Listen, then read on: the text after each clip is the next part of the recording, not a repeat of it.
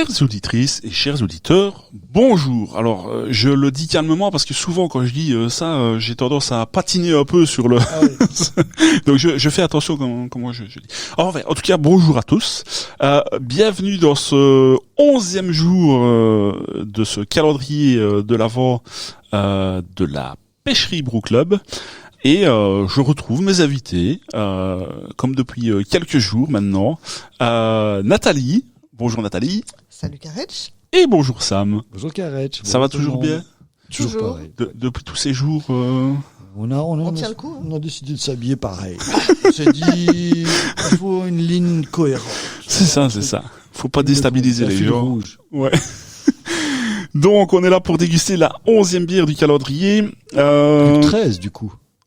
Oui, ça va vite, hein. Ça va très très vite. Est-ce que Sam, tu connais la personne qui a brassé cette bière? Ouais. Ouais. Tu la connais bien? C'est moi. C'est toi. Alors, je sais qu'on avait dit avec Nathalie éventuellement que c'est elle qui allait peut-être parler de la bière, mais là, comme c'est toi qui l'as brassée, je ne sais pas si tu veux laisser Nathalie en parler. Je ne sais pas comment on présente la chose. Mais je vais pouvoir laisser Nathalie en parler puisque elle sait pourquoi. Elle était à côté de moi quand je l'ai brassée. C'est vrai que vous étiez typiquement juste à côté de l'autre. On était dans l'équipe gaz. Dans l'équipe gaz. L'équipe gaz. Donc, c'est toujours le contexte du brassin nomade chez toi. Oui. Et effectivement, c'est la team gaz sous la grande tonnelle. Oui. Il y avait beaucoup de vent, hein. Donc nous, à ce niveau-là, on a eu de la chance. C'est vrai. L'équipe au feu de bois, ils ont quand même galéré pour garder leur feu. Oui, alors je t'interromps, mais je sais plus si on l'a évoqué avec les invités précédents. Je pense que je l'ai dit, mais c'est vrai que c'était un peu rock'n'roll pour eux. À un moment donné, ils ont dû affronter le vent qui était relativement soutenu. Et je sais que j'avais dit au départ que le feu était peut-être un peu trop bas par rapport à la cuve. Et je crois qu'ils ont remonté à un moment donné le feu pour. Alors le feu était dans une coupole. Hein, ils ont pas remonté les bûches comme ça. Mais oui, je sais que ça a été un peu galère. Après, c'est ça aussi qui fait le charme du brassage nomade Exactement. et au feu de bois. Je suis content que tu le dises parce qu'effectivement, quand on brasse au brassage nomade, quand on sort de sa zone de confort. Oui. Et donc, c'est là que tu vois la personne qui a de l'expérience. Et généralement, on brasse en équipe. Et donc, c'est super parce qu'il y a toujours bien quelqu'un qui a une bonne idée. Ouais. Et donc, d'ailleurs, je me permets de le dire, allez vous renseigner sur le site internet ou sur les réseaux sociaux parce que c'est vraiment une aventure à vivre. Alors, surtout. Alors déjà au gaz, parce que moi j'ai été à la limite plus tout près de vous au gaz que au feu de bois, mais c'est vrai que j'ai pu voir l'installation et j'ai pu voir le début du brassage feu de bois. C'est vraiment une expérience à vivre et donc allez vous renseigner si vous n'êtes pas trop loin d'où se passe le brassage nomade. C'est vraiment une chose à voir. on va essayer d'en faire une fois par an. Oui. Au moins une fois par an. J'allais dire, il faut quand même se renseigner parce que c'est pas à chaque fois que vous faites un brassage nomade qu'il y a un brassage au feu de bois. Non. Là, faut déjà que Fred soit dispo, par exemple. Ouais, c'est une logistique quand même. Quand Hein. même, hein. C'est ça, oui. Là, on a sorti l'artillerie parce que on était chez toi. Avec C'est ça. Tu te rappelles quand on avait parlé, il faut. Ouais. Non, qu'on mais fasse ça parce que... alors moi, même pour les gens qui venaient, qui étaient présents, c'était évidemment une activité extraordinaire à voir. Ça a un peu marqué les esprits et c'était vraiment chouette. Les deux en fait étaient chouettes, que ce soit au gaz, parce que je me rappelle de ton installation là en cascade. En gravitaire. Ouais. C'est quand même marrant à voir aussi. Donc, tout a son charme, mais c'est vrai que le feu de bois c'est plus rare. C'est plus Deux feux rare. de bois cette année. Hein. 2 feux de bois cette année à Feu de bois, quelques semaines. d'encablure. D'ailleurs, on va avoir l'occasion de goûter la bière dans pas longtemps. Ouais, je crois qu'elle est dans le calendrier. On en a parlé en off. Alors, on va revenir à notre bière du jour, la bière 11. C'est moi qui l'ai brassée. Donc, je vous ai parlé il y a quelques jours d'ici. Ah, c'est vrai que c'était toi qui m'as parlé. Mais je t'en prie, ça. Ah non. De ta bière, tu es le mieux placé pour en parler. Non. Alors, par contre, ceux qui nous regarderont en vidéo, franchement, regardez le petit clin d'œil de Nathalie, c'était magique. Je l'ai perçu, mais j'ai eu du mal. Tu vois, j'ai pas réagi tout de suite. J'ai fait ça. Quoi? Qu'est-ce qu'elle a? Non, vas-y, Nat. Franchement, vas-y. Donc voilà, donc c'était le brassin nomade chez Karetsch. Et le principe de cette bière que nous allons déguster, c'est que c'est la même recette donc, que celle qui a été faite au feu de bois, la saison de Fred au feu de bois, mais en version au gaz. Oui. Voilà. Mais sinon, exactement la même. Oui. On peut rappeler, alors c'est peut-être bête que vous n'ayez pas écouté les premiers épisodes, mais est-ce qu'on peut rappeler ce que vous avez mis dedans comme ingrédient pour ceux éventuellement qui n'auraient pas écouté les épisodes précédents? Je crois que de mémoire, il y a 70% de PLL. Je peux le dire Tu en fait l'as si tu veux. Ouais. Tu l'as devant- Donc 70% de PLL, 10% de seigle, 10% d'avoine crue, 10% de froment cru. Je sais pas si on dit par rapport au houblon ou si on attend de la déguster. Je sais pas si. Comme tu veux. Donc Magnum en amérisant Oui. et en aromatique Mittelfru, 2 grammes par litre et du Saz 2 grammes par litre. C'est bien ça. Tant que j'y suis, fermentation avec une levure WHC Farmhouse. Alors tu as même mis tous les degrés et les jours, enfin les différents jours. Je sais pas si Si ça Allié moi j'ai en tout cas ces informations là. Je sais pas si tu veux que je le dise ou pas. Vas-y. Donc à 20 degrés pendant 4 jours, à 18 degrés pendant 5 jours et à 16 degrés pendant 15 jours. Est-ce que je suis à côté de la plaque T'as ou vu est-ce que ça Pas mal. J'ai mis tout ça. pour la fermentation. c'est fou ça? Densité initiale 1060, densité finale 1002. Ça a bien atténué. Ouais, c'est une Saison. belle levure. Donc Brolan nous a demandé de tester différentes levures parce que c'était nouvelle, au risque de me répéter. Mais c'est pas du placement de produit, c'est vraiment important pour eux de. D'ailleurs, ils n'ont jamais cette occasion-là, Ouais. en fait. Tu vois, quand ils sponsorisent, ils n'ont jamais des retours. Mais on a une relation tellement proche avec eux depuis des années qu'ils nous demandent, tiens, ça m'intéresserait d'avoir le rendu des brasseurs sur l'utilisation de tel produit ou tel produit. Donc c'est vraiment intéressant pour eux d'avoir ce return-là, quoi. Ouais.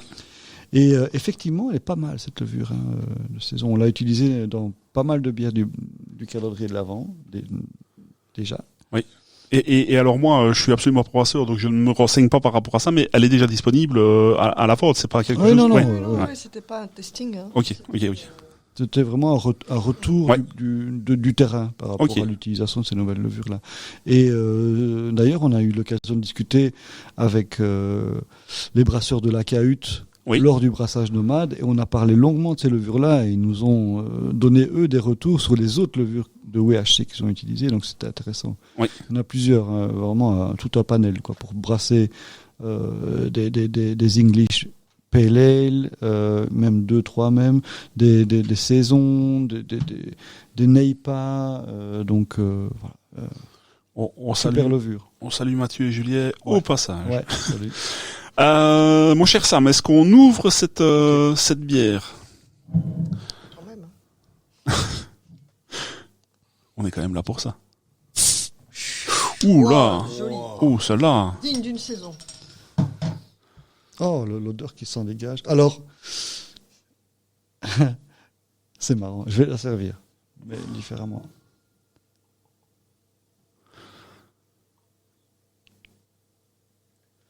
Alors cette bière, j'en ai fait, il y en a que 24 bouteilles. Donc, j'ai pas pu en faire plus. Donc, on n'en a pas de surplus. Donc, c'est celle qui est dans mon calendrier de l'Avent. Oui. Et je n'ai jamais goûté avant. D'accord, tant mieux, Avant. tant mieux justement. J'ai pas été. Mais c'est pas grave, je te dis, moi si j'en ai moins, c'est pas un souci. S'il te plaît, Nat. Alors, la couleur. Alors, il y a déjà une belle turbidité. Enfin, je sais pas de nouveau si moi j'ai eu plus une fête bouteille ou pas. Il y a une pétillance visuelle Peut-être. qui est tout à fait en accord avec le pchit qu'elle Oui. nous a fait au démarrage. Mais alors, regarde le mien, mais moi Monte. je ne la vois Oui. pas justement là. Ah non, ça m'a versé de verre en verre. Ah oui, Ça oui. veut dire que Ouais. le différentiel de couleur On peut de pas robe faire ça, c'est juste. Ah, il est faussé. c'est logique. Bah, en tout cas, c'est logique qu'il y en ait des plus troubles que d'autres. Hein. Ouais. Parce Donc, que, si tu le vois, celui-là. parce que là, par Oui, oui, exemple, je vois. c'est- Et je vois un tout petit des fines bulles, c'est vrai. oui, ça- Tu vois sur ça remonte, le col de la mousse. Ouais, ouais. Ok. C'est Alors, un peu- ben, on est toujours sur du vieil or. Hein, là. j'ai fait 40, je crois petite quarantaine de litres, 45 litres, un peu moins. J'avais ce projet de faire une grêpelle depuis Oui. un certain temps et je comptais utiliser 25 litres de celle-là ou 30 litres de celle-là et d'en avoir en suffisance pour la bouteille. Sauf que la barrique faisait plus que 30 litres. Donc j'ai rajouté, j'ai gardé juste pour embrasser 24. Enfin, pour en mettre aux bouteilles 24, pardon. Oui. Sans savoir qu'il fallait en mettre un peu plus, tu vois, pour le Oui. testing. Donc, au nez, qu'est-ce que ça peut donner? Du fruit.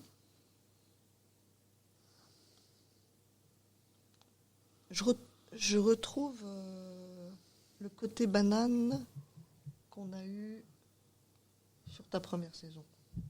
Oui. De la même façon. À peu Ah, près la oui. même intensité. Cette levure. C'était cette levure. Hein. Ouais, c'est cette Ouais, levure. Qu'on n'a pas décelé chez Fred Non, avant-hier. ça c'est. D'ailleurs, plus celle de étonnant. Fred Ouais. était plus foncée que la mienne. Donc vous voyez que Ouais. le fait d'avoir brassé au feu de bois, Ah oui, ça change. Ça change. Mais donc on est bien d'accord que Puis- Fred, c'est celle qu'on a adorée avec la mousse. Oui, c'est oui. ça. Et les hyper houblons, compact. les Eh ben, houblons- Le ben, houblon juste- qu'on soupçonne en dry hop. Oui, et ben justement, donc on a eu le débat ce jour-là. Ici, j'ai beaucoup plus le nez de la saison que moi. Mhm. Je pense original. Fait. Moi, sur le dry up, comme C'est on, ça. comme on l'a dit. Donc en fait, c'est exactement le même. Pas process, le Ah même. non. Sur papier, c'est la même, sauf que la manière de la faire est différente. Bon, Alors, et puis, il y a les conditions météorologiques. Et moi, j'ai pas beaucoup suivi le brassin au feu de bois parce que j'étais sur mon propre brassin à l'intérieur. Mais il m'a semblé qu'à cause du vent, leur ébullition a duré longtemps aussi. Oui, oui, en Et effet. donc, ça joue aussi sur la couleur. Hein. alors Donc, Fred, elle a duré longtemps. Elle n'était pas souvent. Elle a eu du mal à être dans Ouais. l'ébullition. Mais du coup, ce temps-là, c'est quand même fortement rallongé par rapport à ce qui était prévu pour pouvoir essayer d'atteindre à peu près l'ébullition. et puis aussi, ils ont utilisé une technique, Oui, de complètement, décoction. Ça veut dire Oui, que oui, c'est- ils prenaient, tout à fait. ils prenaient de la mèche Portion. qui était dans le tonneau et ils la mettaient sur la casserole qui était sur le feu pour augmenter monter. la température. Mais en faisant ça, tu caramélises les C'est sucres. ça. Et donc tu changes l'aspect et tu changes les arômes forcément.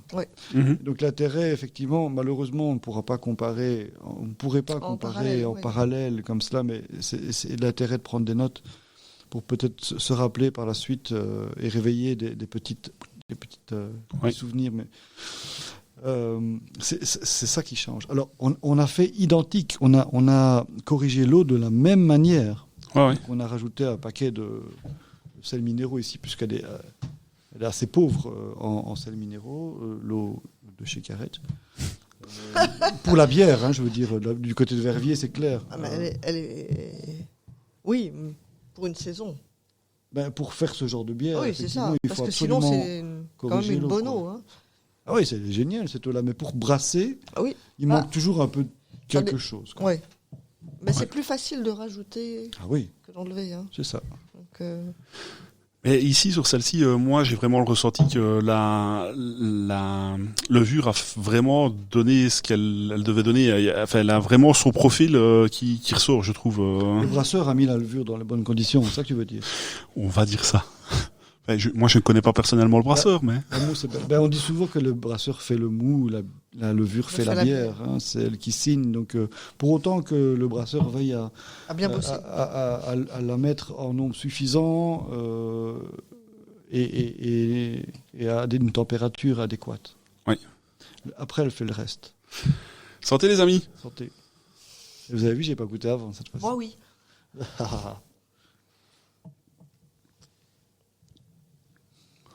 Ah, on retrouve les mêmes marqueurs qu'on est. Oui. Et moi, je suis désolé, les Un amis. petit peu d'amande. Je reviens sur ce que j'ai dit dans l'épisode, donc il y a deux ou 3 jours, ouais. Ça, c'est une saison. L'autre, elle était beaucoup plus sur le houblon. Elle était très très bonne. Attention qu'on soit bien d'accord. Ample, grosse, en bouche, il y avait de la matière. Ouais. Mais voilà, dans ma tête à moi, donc je vais même parler que pour moi. Ça, c'est la saison que je me fais dans ma tête à moi. Comment tu la trouves? Elle pétille presque un peu trop à mon goût. Mais les Bien bulles que sont les fines. saisons, ça, sur le bout de la langue, c'est un petit peu trop. Mais bon, après, ça, c'est des appréciations personnelles aussi. Hein. Non mais vas-y. Oui, parce que moi, Non, mais, moi je détecte des trucs. Non, mais Je préfère que vous en parliez. tout le monde n'est pas sensible de la même façon à plein de choses déjà, mais aussi à la façon dont une bière pétille. ouais, ben moi justement, je l'apprécie la pétillance. Ah oui. Bah, Mais je ça suis va, d'accord. hein, mais pour moi, c'est un soupçon au-dessus de ce qui me conviendrait. Mais je suis d'accord avec toi. C'est bien présent. Tu laisses reposer ton verre un peu plus et hop, c'est bon. Allez-y. Non, je te laisse parler parce que ça me permet en même temps de faire des rototos. Après, Mais on ça a c'est les... sympa. Hein, en termes- Ah bah oui. Ah, avec Pour ce retrouver pétillant-là... Ouais, oui, c'est ça. Moi je lui trouve une astringence de fin de bouche. Ah bon? Moi, j'ai pas. Tout dans le fond. Ouais, mais ça, pareil, l'astringence, tout le monde le ressent pas pareil. Hein. Ouais, mais même chose, attention, Je l'ai pas. astringence ou sécheresse? Parce que sécheresse, c'est Eh ben, pile dans... Je la trouve pas très sèche, moi. Ah oui, si. Si? Si. Sèche, mais pas astringente. Alors, C'est peut-être ça alors qui me brouille ma piste.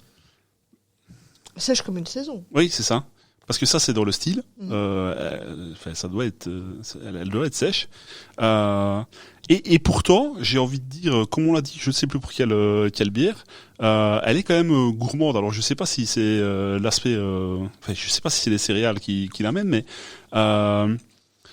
il y a quand même de la matière.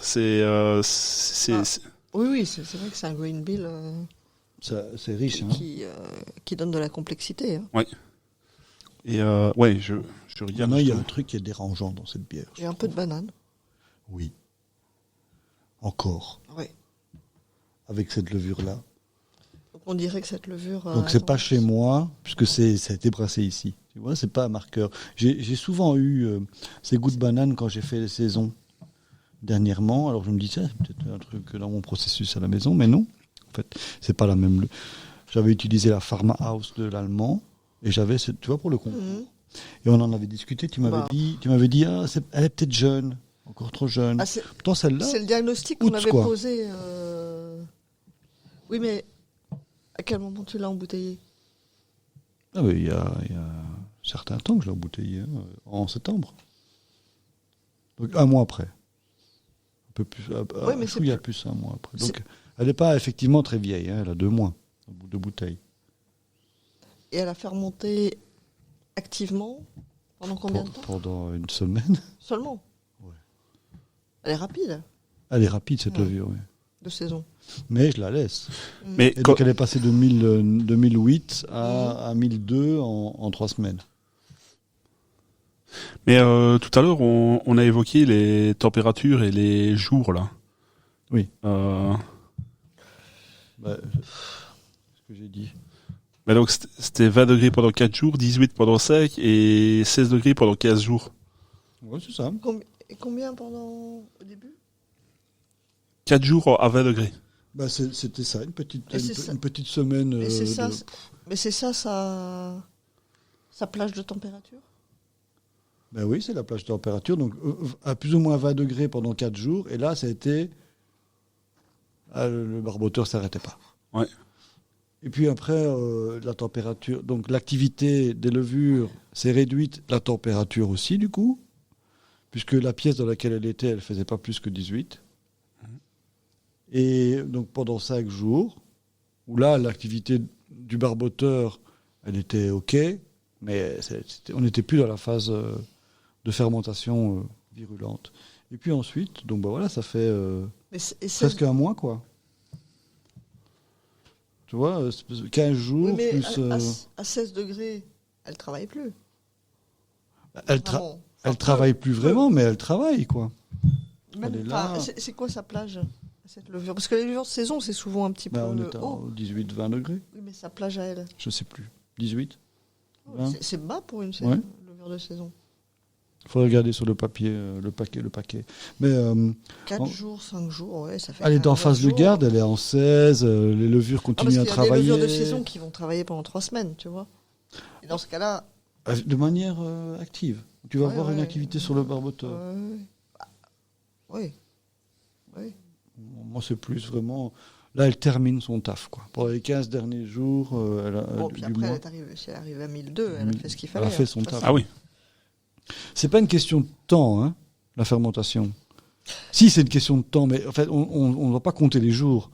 Non, On doit vraiment surveiller les marqueurs. être patient et surveiller les marqueurs les objectifs, c'est-à-dire la prise de densité, l'échantillonnage de densité. Ouais. Donc elle n'est pas stable dans le temps, c'est qu'elle travaille toujours. Ouais. Puis avec l'expérience, on sait quoi qu'une saison, une levure de saison classique avec le gène diastasique, elle va Là, t'amener... il faut laisser beaucoup de temps. Si j'avais laissé encore 15 jours de plus, elle aurait été à 1000, même un peu en dessous, à 998, parce que la densité de l'eau, c'est 998. Elle aurait été jusque-là. Ok. Saison, quoi. Enfin, ça, c'est le travail de la saison, il faut être patient. Ouais.